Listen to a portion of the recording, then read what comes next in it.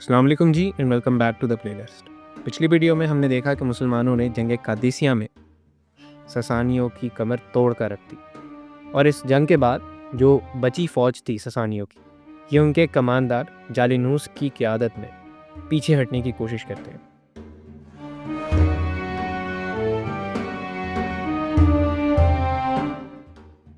جالینوس اس وقت اپنی فوج کے ساتھ نجف روانہ تھا۔ جالینوس اس فوج کو لے کر العتیق ڈیم کی طرف جاتا ہے، اور اس کا تعاقب کرنے کے لیے مسلمانوں کی جانب سے حضرت سعد بن ابی وقاص ایک کماندار کو بھیجتے ہیں جن کا نام ہے حضرت زہرہ ابن الحویہ۔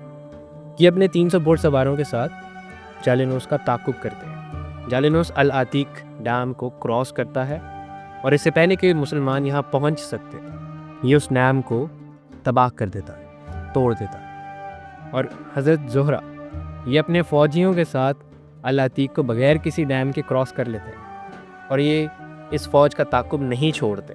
اس وقت جالینوس جس کے سامنے ایک پل تھا، یہ اپنی پیادہ فوج کو پل پار کرنے کے لیے کہتا ہے اور نجف کی طرف روانہ رہنے دیتا ہے، جبکہ اپنے گھوڑ سواروں کے ساتھ یہ پل کے قریب مسلمانوں کا انتظار کرتا ہے۔ مسلمان فوج پل کے قریب پہنچ جاتی اور یہ دونوں آپس میں مقابلہ بھی کرتے ہیں، لیکن ایک بار پھر مسلمان ان کو پیچھے دھکیلنے میں کامیاب رہتے ہیں۔ جالینوس کے پاس اور کوئی چارہ نہیں رہتا، لیکن وہ پل کو پار کرتا ہے اور اپنی پیادہ فوج کی طرف روانہ ہو جاتا ہے۔ لیکن اس دوران اس کے دل میں خیال آتا ہے کہ یہ مسلمانوں کے تعاقب سے کبھی بھی بچ نہیں پائے گا، اور ان کو اس تعاقب کو ختم کرنے کے لیے ایک ہی حل ہے کہ وہ مسلمانوں کے کماندار حضرت زہرہ کو شہید کر دیں۔ اسی لیے یہ پل پار کر کے مسلمانوں کا انتظار کرتا ہے کہ وہ بھی پل پار کر کے ان کی جانب آ جائے۔ دونوں فوجیں ایک دوسرے کے سامنے تھیں۔ اب یہ حضرت زہرہ کو سنگل ہینڈ کامبیٹ کے لیے چیلنج کرتا ہے، یعنی یہ صرف حضرت زہرہ کے ساتھ مقابلہ کرنے کی کوشش کرتا ہے۔ اس کی امید تھی کہ یہ کہیں حضرت زہرہ کو بہت آسانی سے یا مشکل سے ہرا دے گا، لیکن یہی اس کی سوچ غلط تھی۔ کچھ ہی دیر میں حضرت زہرہ جالینوس کو قتل کر دیتے ہیں، جس کے بعد مسلمان گھوڑ سوار ساسانی گھوڑ سواروں پر حملہ آور ہوتے ہیں اور ان کو بے حد نقصان پہنچاتے ہیں۔ حضرت زہرہ جن کو حضرت سعد بن ابی وقاص کی جانب سے بھیجا گیا تھا، یہ اپنے تعاقب کو یہیں پر روکتے نہیں ہیں، بلکہ ٹیسیفون کی جانب روانہ ہوتے ہیں، اور کچھ دیر میں یہ ٹیسیفون کے قریب پہنچ جاتے ہیں۔ یہاں پر رک کر بتاتا چلوں کہ ٹیسیفون اس وقت کی دنیا کا سب سے بڑا دارالخلافہ تھا۔ رقبے کے اعتبار سے مسلمانوں نے آج تک اس سے بڑا شہر نہیں دیکھا تھا، اور یہ صرف شہر بڑا ہی نہیں تھا بلکہ یہ بے حد ڈیولپڈ اور ایڈوانسڈ شہر تھا اس وقت۔ اگر یہاں رک کر تھوڑا سا سوچیں ہم اس بارے میں، تو اس وقت مسلمانوں نے ایک عظیم شہر کو اپنے سامنے دیکھا ہو، اس کی خوبصورتی، اس کی ٹیکنالوجی اور اس کا جو گرینڈیور ہے وہ آج تک کبھی نہیں دیکھا تھا کسی۔ اسی شہر میں دنیا کے آرکیٹیکچر کا ایک بہترین نمونہ بھی موجود تھا، جسے آرچ آف خسرو کہا جاتا ہے۔ سوچنے کی بات ہے کہ اس وقت کیا کیفیت ہوگی لوگوں کی اس بہترین اس کمال کے شہر کو دیکھنے میں۔ بے شک مسلمانوں کا کبھی بھی فوکس مٹیریل سے نہیں تھا، بٹ سٹل اگر سوچا جائے، ایک عام آدمی کے پرسپیکٹو سے سوچا جائے، تو اس وقت کا یہ جو منظر تھا یہ ناقابل بیان تھا۔ بہرحال حضرت زہرہ ویسٹرن ٹیسیفون کے قریب پہنچ جاتے ہیں۔ اس وقت شہر کا اگر میپ دیکھا جائے تو کچھ اس طریقے سے تھا کہ ٹیسیفون ٹائگرس ریور کے دو جانب پھیلا ہوا تھا۔ جس جانب پر حضرت زہرہ موجود تھے اسے ویسٹرن ٹیسیفون کہا جاتا ہے، جبکہ دریا کی دوسری جانب موجود تھا ایسٹرن یا پراپر ٹیسیفون۔ جس دوران جالینوس اور حضرت زہرہ لڑائی میں ملوث تھے، ویسٹرن ٹیسیفون جہاں پر اب حضرت زہرہ موجود تھے، اسے موقع مل جاتا ہے کہ وہ ایک ڈیفینسو اسٹریٹجی کو پلان کر سکیں۔ اسی دفاعی منصوبے کے مطابق ٹیسیفون کے مغرب میں ایک خندق کھودی جاتی ہے، اور اس خندق کے پیچھے موجود تھی ساسانی فوج، جن کے پاس بے حد اعلیٰ منجنیقیں موجود تھیں۔ حضرت زہرہ اپنے گھوڑ سواروں کے ساتھ ساسانی لائن آف ڈیفنس کے قریب پہنچتے ہیں، لیکن وہاں پر انہیں ان کی بہترین آرٹلری کا سامنا کرنا پڑتا ہے، جس کے بعد مسلمان گروہ پیچھے ہٹ جاتا ہے۔ اتنی دیر میں حضرت سعد بن ابی وقاص بھی یہاں پہنچ جاتے ہیں اور یہ فیصلہ کرتے ہیں کہ یہ شہر کا گھیراؤ کریں گے، محاصرہ کریں گے۔ حضرت سعد مسلمان فوج کے ساتھ پورے شہر کا محاصرہ کرتے ہیں اور ساتھ ہی یہ پاس کے علاقوں کو بھی اپنے قبضے میں کرنے کی کوشش کرتے ہیں۔ ان کا مقصد تھا کہ یہ شہر تک جانے والے تمام وسائل کو کاٹ سکیں، جس کی وجہ سے شہر کے اندر قحط کی سی کیفیت پیدا ہو اور آخر فوج کو، سسانی فوج کو باہر آنا پڑے اور مسلمانوں سے لڑنا پڑے۔ کافی دیر تک یہ محاصرہ جاری رہتا ہے۔ مارچ 637 عیسوی ٹیسیفون میں حالات بے حد بدتر ہو چکے تھے، لوگ فاقوں پر آ چکے تھے اور اسی سب کو دیکھتے ہوئے سسانی فوج کو شہر سے باہر آنا ہی پڑتا۔ دونوں فوجیں ایک دوسرے کے سامنے کھڑی تھیں اور اب یہ جنگ کا وقت تھا۔ دونوں افواج ایک دوسرے پر حملہ آور ہوتی ہیں اور کافی دیر کی لڑائی کے بعد آخر سسانیوں کو شہر میں واپس بھاگنا ہی پڑتا ہے کیونکہ مسلمان ان پر حاوی ہو چکے تھے۔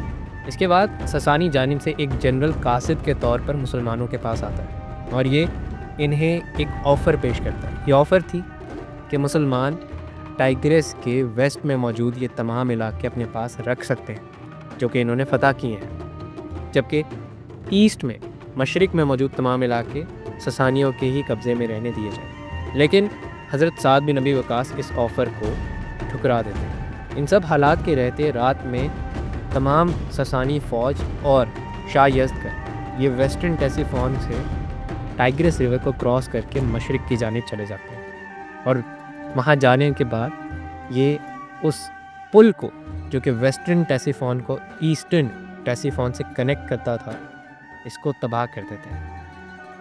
مسلمان یہ سب دیکھ رہے تھے لیکن ابھی کوئی ڈیسائسو سٹیپ، کوئی بڑا قدم مسلمانوں کی جانب سے نہیں لیا گیا۔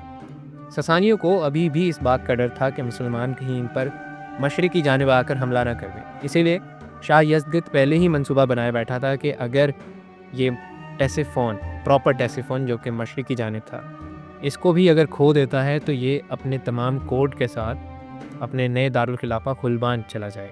جس دوران یہ سب چل رہا تھا، حضرت سعد بن ابی وقاص کو ایک خبر ملتی ہے۔ یہ خبر تھی کہ اگلے 2 دن کے اندر شاہ یزدگرد اپنے کوٹ کو لے کر خلوان چلا جائے گا۔